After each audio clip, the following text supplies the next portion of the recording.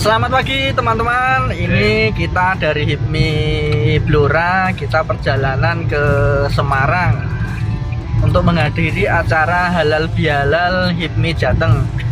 Nah, kita semobil ada 4 orang. Saya Arif, ini teman kita Mas Ali. Di belakang sana Mas Dion, yang satu Mas Imam. Untuk mengisi waktu luang kita, saya mau tanya untuk Mas Imam dulu. Oke. Ini Mas Imam, beliau yang punya agen travel Laksanatur. Nah, kita mau tanya-tanya Mas Imam. Mas Imam, sejarah berdirinya agen Laksanatur itu berawal dari mana, Mas Imam? Berawal dari awalnya suka piknik seperti itu ya, dimana piknik itu adalah suatu keinginan semua orang, kalangan dari bawah maupun kalangan atas, semuanya pasti suka piknik. Jadi terinspirasi dari seperti itu, jadilah saya kepingin melayani orang yang suka piknik. Jadi saya awal berdirinya saya langsung terinspirasi membuka agen travel seperti itu. Jadi memang agak berat sih, tapi soalnya tidak punya passion ke dunia travel, tapi dengan adanya prospek atau kedepannya lebih tinggi, lebih menjanjikan, maka saya membuat agen travel. Intinya adalah kerjaku piknikku kerja. Oke. Untuk agen travel Laksanatur ini berdiri sejak kapan, Mas? Berdiri sejak tahun 2012, di mana saat itu memang tidak sesuai dengan passion saya. Saya di dunia saya di pendidikan aslinya ya, pendidikan, terus apalagi waktu itu saya awalnya memang dari awal itu saya juga pernah mendirikan wisata itu. Dari saya ngajar di sekolahan, terus saya ikut mendampingi anak-anak untuk study tour. Terus saya lihat, saya pandang, wah, saya nilai luar biasa juga ya di dunia ini. Nah, jadi saat tahun 2012 itu saya waktu ngajar, saya punya terinspirasi juga. Kalau saya selain ngajar, bisa lah mempunyai bisnis seperti ini. Tapi dengan berjalannya waktu, selama 2 tahun, ternyata saya agak komitmen, terlalu serakah ya. Saya ngajar juga, saya juga sering saya tinggal lah gitu. Jadi saya memilih untuk di 2014 saya fokuskan untuk mendirikan atau fokuskan ke dunia travel. Oke, Mas Imam. Oh, berarti ini Mas Imam sebelumnya itu kegiatannya sebagai guru pendidik ya, Mas ya? Betul. Sebelumnya dulu itu jadi guru di mana, Mas Imam? Saya guru di salah satu SMK di swasta di Kota Blora, di SMK Arif. Jadi saya di sana hampir mau 5 tahun di sana. Jadi setelah ya tadi saya pikir saya gak enak juga sama teman-teman, sama istilahnya sama siswa juga. Sering saya tinggal, sering saya kasih tugas dengan mementingkan saya sendiri untuk mencari, sering saya ajak keluar. Tapi ya itu tadi, saya langsung memutuskan untuk memilih salah satu usaha kami di bidang travel. Oke, Mas Imam. Untuk dulu itu di di gurunya itu di bidang keilmuan apa, Mas Imam? Ya, saya artinya di basicnya untuk sesuai dengan ijazahnya, saya sarjana pendidikan di bidang pendidikan jasmani dan berarti bisa disebut guru olahraga gitu, Mas Imam ya? Betul. Jadi olahraga, jadi mensehatkan anak-anak bangsa. Siap. Nah, kembali ke agen tour, Mas Imam. Siap. Untuk dulu ketika membuka agen tour, katakanlah dapat job yang pertama kali itu dari mana, Mas Imam? Saya ingat itu saya membawa job itu pertama saya membawa anak TK. Itu adalah saya sebutkan ya, ada apa ya? Oke, siap, nggak apa-apa. Itu adalah TK Plosorejo. Ya, dan kedua adalah di SD Bogowati. Nah, saya ingat itu di dua itu. Jadi saat itu pun juga saya namanya aja saya tidak pernah ikut orang ya. Jadi ini adalah hanya terinspirasi saja. Tapi dari awal sebelum punya pengalaman juga sulit juga gitu. Jadi awal mula itu saya tidak langsung dapat uang, apalagi malah meluangkan uang. Jadi istilahnya kalau bisa dibilang itu adalah saya tombok Ya Mas ya. tombok. Jadi soalnya memang bisnis itu pertama adalah kita harus mengetahui pengetahuan dan pengalaman. Jadi kalau hanya untuk ambisi saja, bahasa istilahnya kita hanya pengen, wah kelihatannya melihat sawang menyawang, wah teman saya enak dah buka seperti ini. Tapi kalau kita tidak punya basic, tidak punya pengalaman, pengetahuan, itu namanya sama aja zong. Oke, dengan pengalaman pertama yang dikatakanlah kita tombok alias rugi, rasanya gimana Mas Imam? Waduh, hampir apa ya, putus ya, hampir putus. Mau meneruskan untuk usaha agen travel atau untuk melanjutkan Mas Imam? Nah, itu. Tapi terus kalau saya sudah berkomitmen kepengen menjalankan, meneruskan, saya cari celahnya. Saya itu tombolnya di mana, kok bisa tombol kayak gimana, saya cari harus lebih tak pelajari lagi gitu. Jadi biar gimana caranya saya itu nggak tombol lagi kayak gimana gitu. Oh, seperti ini. Jadi awalnya itulah. Jadi gimana caranya? Oh, kita harus agent kita travel itu kita harus berizin kayak gitu. Kalau kita berizin, kita mau ngelobi contohnya kayak hotel, kayak tempat wisata kayak gitu. Itu kalau kita berizin itu kita memang hasilnya dari situ kita bisa punya harga kontrak, kita bisa harga spesial kayak gitu. Tapi kalau kita nggak punya izin, nggak punya istilahnya legal perizinan, ya kita sama aja harga umum, harga biasa seperti itu lah. Padahal kita itu kan namanya agent travel ini saya kasih bocoran saja, untungnya ada di situ gitu. Kalau kita izin, kita lebih mudah untuk membeli sesuatu itu. Pasti kalau kita sudah ada izinnya, kita ada dalam kontrak, harga dikasih spesial. Oke, siap. Makasih Mas Imam. Jadi memang artinya kalau wisata ini, apalagi sekarang di era digital ya, kan semuanya bisa bisa dicari lah harga. Contohnya harga tiket di sini berapa, harga di sana berapa, itu kan mudah sekali untuk jadi yang intinya adalah usaha saya ini, jasa ini adalah yang penting mementingkan orang lain dulu, jangan mementingkan kantong kita sendiri gitu. Oke, siap. Nah, untuk agen travel ini apakah pelayanannya itu untuk anak-anak sekolah saja atau dinas-dinas mungkin, atau umum yang ingin ziarah, tidak hanya untuk rekreasi Mas Imam?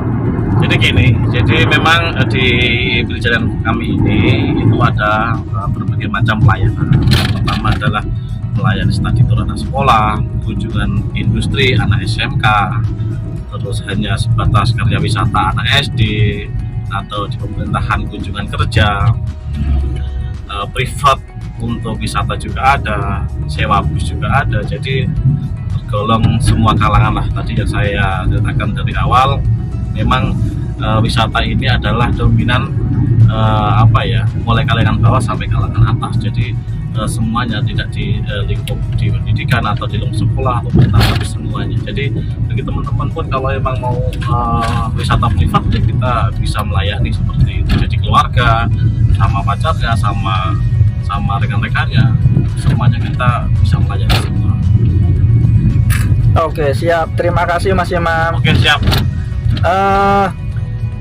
Untuk kedepannya Laksanatur mempunyai program seperti apa Mas, supaya Laksanatur dipercaya oleh masyarakat atau pihak study tour dan lain sebagainya?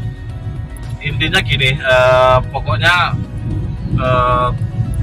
kalau saya sendiri pribadi, bagi teman-teman atau instansi atau sekolah-sekolah, jangan terpaut dengan harga murah seperti itu. Harga murah itu tidak dominan, nanti akan jadi lancar kayak gitu. Jadi dimana kita di perjalanan jangan terpaut dengan harga murah. Soalnya apa? Kasus-kasus yang di luar sana itu banyak. Jadi dengan adanya harga murah, nanti yang kena dampaknya adalah siswa. Jadi nanti sekolah yang kena seperti itu. Jadi kedepannya dari Laksanatur tetap komitmen untuk menjaga fasilitas, kenyamanan, dan keamanan lah bagi niatnya aja untuk wisata ya. Jadi masuk wisata sudah melakukan uang, tapi kita hanya diberi pelayanan yang tidak maksimal, itu kan sama aja. Kedepannya kita tetap menjaga kualitas yang lebih baik lagi, biar kita Laksanatur apalagi menjual jasa kita bisa diterima. Siap. Atau ya kedepannya kita tetap membuka sampai ke mancanegara lah. Oke, siap. Pada intinya untuk program ke depan itu lebih mementingkan servis pelayanan yang terbaik, begitu Mas Imam ya? Betul. Jadi memang kita itu jangan sampai mementingkan kantong kita sendiri. Gimana caranya? Pelayanan yang utama. Kita nomor sekian lah seperti itu. Jadi gimana caranya tamu utama prioritas kita jangan sampai terkecewakan. Soalnya apa? Pelayanan itu sangat apa ya istilahnya itu riskan sekali ya. Kalau kita di bidang jasa, kalau kita tidak maksimal untuk menjaganya, kita kedepannya akan mati sendiri. Oke Mas Imam, ini terakhir Mas Imam, di mana dan pada siapa kalau kita ingin mengontak jasa pelayanan Laksanatur, Mas Imam? Oke. Mungkin bisa disebutkan nomornya, alamatnya di mana, pelayanannya 24 jam untuk membalas telepon atau WA. Oke, jadi Laksanatur beralamat di Jalan Veteran KM 25, tepatnya ada di Andorejo, Pakis. Itu jadi nanti teman-teman atau rekan-rekan mau mengunjungi profil kami atau kantor kami ada di Jalan Veteran. Kalau untuk media sosial kami yang di WA 081225141234, lain lagi di IG, di Facebook semuanya dengan nama Laksanatur. Kenapa menggunakan nama Laksanatur? Saya menggunakan kata laksana, semoga bisa melaksanakan amal dengan baik. Oke, tidak hanya apa ya, hanya kita memilih kita sendiri, kita bisa diajak piknik, kita bisa diajak nginep di hotel seperti itu, tapi kita memang benar-benar melaksanakan amanah dengan baik. Amanah kita tidak hanya amanah, tapi sesuai dengan mempunyai kompeten yang kita miliki seperti itu. Amanah tanpa kompeten sama aja, kompeten tanpa amanah juga sama aja. Jadi kita konsisten dengan amanah dan dengan sesuai dengan kompetensinya. Oke, siap Mas Imam, terima kasih. Jalan pagi hari ini menuju Semarang sudah dibuka dengan profil Laksanatur. Siap. Jadi gimana caranya kita di media sosial harus digunakan sebaik mungkin lah, seperti itu. Menikmati perjalanan itu kita sambil ngobrol, berbagi ilmu, berbagi cerita. Semoga terinspirasi sama teman-teman semua. Jadi silahkan bagi teman-teman yang kepengen membuka travel, silahkan sebaik mungkin dengan cara yang sehat, dengan cara yang maksimal, jangan sampai merugikan orang lain seperti itu. Jadi kalau kita memang kepengen berusaha untuk memberi kepengen lebih baik lagi, kita harus mengedepankan pelayanannya. Oke, siap. Terima kasih Mas Imam. Siap, sama-sama Mas Arif. Kita berkolaborasi, gimana caranya kita semuanya harus bisa sukses. Oke, siap. Nah, sampai saat ini jam 9:40 kita sudah sampai mana Mas Ali? Wirosari. Kita sampai Wirosari. Nah, ini kita pakai sopir Gus Ali. Ini yang punya usaha apa Mas Ali? Jati Perintis. Nah, yaitu bergerak di bidang mebel perkayuan, bisa membuat rumah, mebel apa aja Mas Ali, bisa disebutkan Mas Ali? Pokoknya yang berhubungan dengan kayu, entah itu kursi, meja, lemari, plafon, rumah, semuanya dilayani. Untuk usahanya ini berdiri sejak kapan Mas Ali? Usaha Jati Perintis ini berdirinya sejak tahun 2013. 2013. Ya. Berarti sudah 10 tahun Mas Ali ya? 10 tahun. Untuk perjalanan bisnis di bidang perkayuan ini gimana Mas Ali? Suka dukanya Mas Ali? Suka dukanya, sukanya kita bebas, tidak terikat.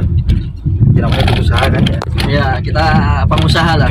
Dukanya kalau di perkayuan semakin bertambahnya persaingan, ya.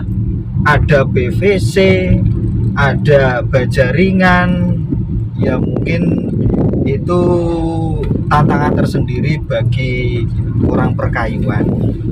Bagaimana caranya bisa survive, masih bertahan dari gempuran-gempuran dunia tipu-tipu dengan adanya PVC dan sebagainya dengan harga murah.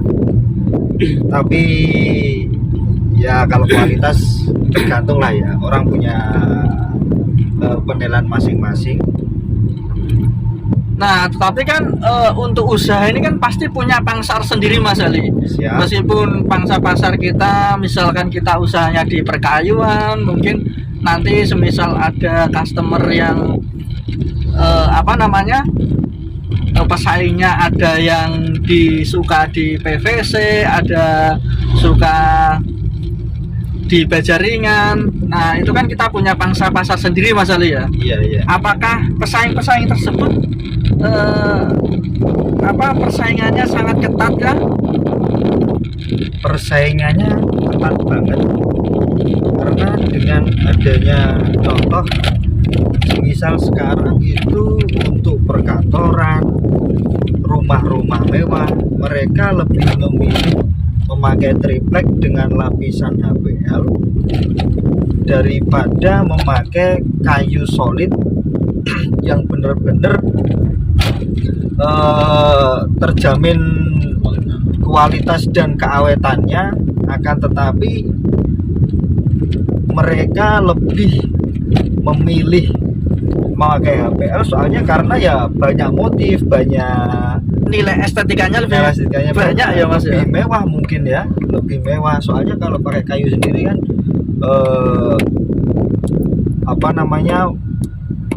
prosesnya kan panjang, ada poles dulu, nanti pernis, ada plitur juga, nanti nilai kualitas presisinya. Kadang kalau kayu muda istilahnya belum tua, belum kering, dia itu nanti molet, jadinya melengkung. Kalau triplek kan bisa lurus presisi. Seperti itu ya Mas ya. Iya. Nah, untuk Jati Perintis ini awal mulanya gimana Mas Ali? Kalau awal mulanya ya kita lihat peluang, banyak bahan baku, kita berada di Blora yang penghasil Kayu jati Mas Ali. Kayu jati terbesar, makanya kita juga punya pikiran, toh kenapa kita nggak usaha kayu jati juga, kita jual ke tempat yang tidak ada kayunya, kan gitu, seperti itu ya, memanfaatkan apa yang ada di depan kita, seperti itu. Nah, sampai saat ini pemasaran untuk produksinya sudah sampai kemana aja Mas Ali? Kalau produksinya kebetulan kita ya juga ikut pameran dari Civina, dari Jogja Expo Center itu, terus yang di Kemayoran Jakarta itu kan ada tiap tahun. Untuk keluarnya sendiri ya sekarang belum bisa ekspor karena masih takut dengan bayangan. Walaupun ada tantangan dari buyer, makanya kita masih ngesup ke mereka-mereka yang sudah ekspor duluan. Jadi walaupun gimana ya kita masih perlu analisa apakah kita sudah mampu atau belum. Nanti kalau kita belum mampu memaksakan, ya akhirnya ujung-ujungnya kita sendiri yang kena imbasnya gitu. Nah, untuk pemasaran sendiri pengen nggak Mas Ali untuk Jati Perintis ini bisa ekspor sendiri, tidak titip nama dengan perusahaan lain Mas Ali? Kalau ekspor sendiri pengen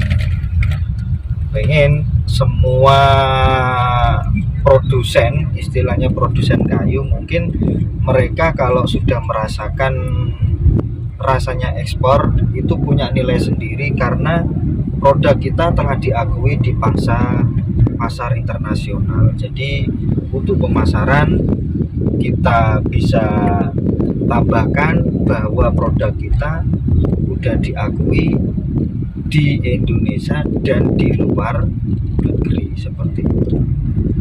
Oke Mas Ali, ini bincang-bincang bincang-bincang sedikit Mas Ali ya. Siap. Untuk sejarahnya tidak perlu terlalu rinci Mas Ali ya. Iya. Nah, untuk harapannya untuk Jati Perintis kedepannya bagaimana Mas Ali? Harapannya Jati Perintis bisa bertambah dalam bidang yang lain. Makanya saya namakan Jati Perintis.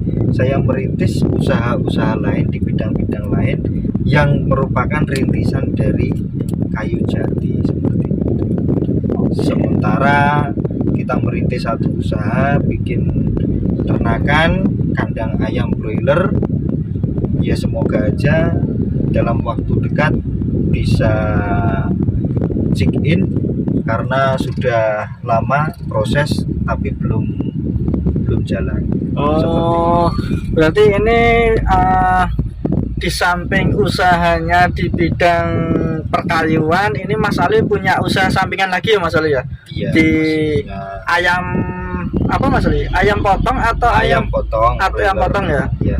Nah, untuk ayam potong broiler ini sistemnya bagaimana Mas Ali? Bisa dijelaskan pada kami Mas Ali? Kalau ayam broiler, sepengetahuan saya karena saya juga baru meraba-raba, baru belajar. Jadi untuk meminimalisir istilahnya resiko, maka kita ikut PT. Oh, katakanlah bisa kerjasama gitu Mas Ali? Ya? Bisa kerjasama. Istilahnya nanti jualnya kemana,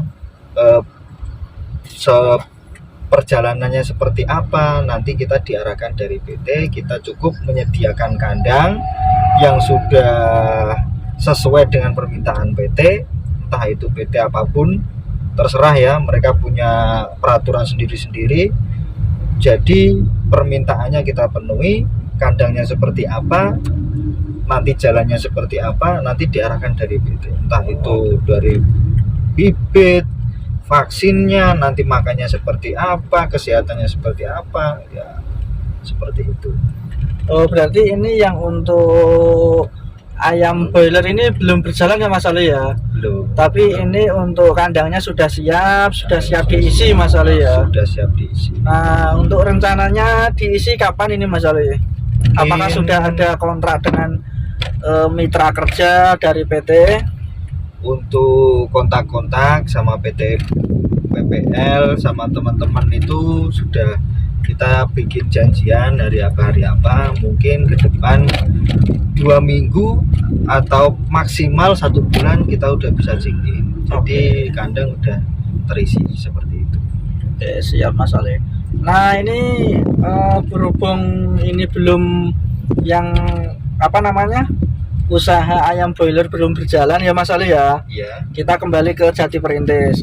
Nah, mungkin dari teman-teman yang di sini nanti mau lihat produk atau